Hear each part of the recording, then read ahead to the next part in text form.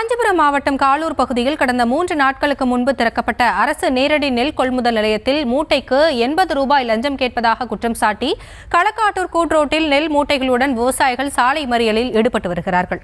இதுகுறித்த விவரங்களோடு இணைகிறார் எமது செய்தியாளர் துரை வெங்கடேஸ்வரன். லஞ்சம் கேட்பதாக யார் மேல் அவர்கள் புகார் கூறுகிறார்கள்? முழு விவரங்கள் என்ன?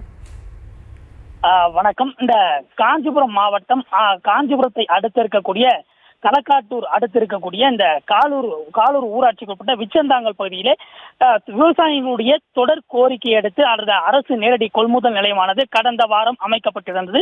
இதனை உத்தரமேரூர் சட்டமன்ற உறுப்பினர் சுந்தர் அவர்கள் திறந்து வைத்திருந்தார். இந்த நிலையிலே இந்த அரசு நேரடி கொள்முதல் நிலையத்திலே விவசாயிகளிடமிருந்து பெறக்கூடிய அந்த நெல்லுக்கு அந்த லஞ்சம் கேட்பதாக திமுக நிர்வாகிகள் லஞ்சம் கேட்பதாகவும் அதே போன்று அந்த திமுக நிர்வாகிகளுடைய தலையீடு இருப்பதாகவும் கூறி அந்த விவசாயிகளிடம் அந்த திமுக நிர்வாகிகள் வாக்குவாதத்தில் ஈடுபட்டு நாங்கள் லஞ்சம் கேட்பதாக கூறி இந்த விவசாயிகள் காஞ்சிபுரம் உத்தரமேரூர் சாலையில் இருக்கக்கூடிய களக்காட்டூர் பகுதியிலே சந்திப்பு சாலைகளை அமர்ந்து சாலை மறியல் போராட்டத்திலே நாங்கள் விளைவித்த நெற்பயிர்களுடன் தற்போது இந்த சாலை மறியலிலே ஈடுபட்டிருந்தார்கள்.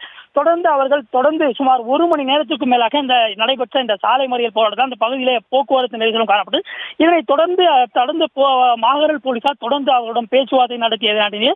தொடர்ந்து அதிகாரிகள் இந்த சம்பவ இடத்துக்கு வர வேண்டும். அதே போது அதிகாரிகள் உத்தரவிட வேண்டும். இதிலே திமுக நிர்வாகிகளுடைய தலையீடு இருக்கக்கூடாது என்பதனை வலியுறுத்தி இந்த போராட்டத்திலே தொடர்ந்து ஈடுபட்டு வருவதாக காஞ்சிபுரம் உத்தரமேரூர் சாலையிலே சற்று நேரம் போக்குவரத்து பாதிப்பானது தொடர்ந்து ஏற்பட்டு வருகிறது. வாகனங்களை மாற்று பாதையிலே செல்வதற்கு போலீசார் தற்போது ஏற்பாடுகளை செய்து வருகிறார்கள். விவரங்களுக்கு நன்றி துரை.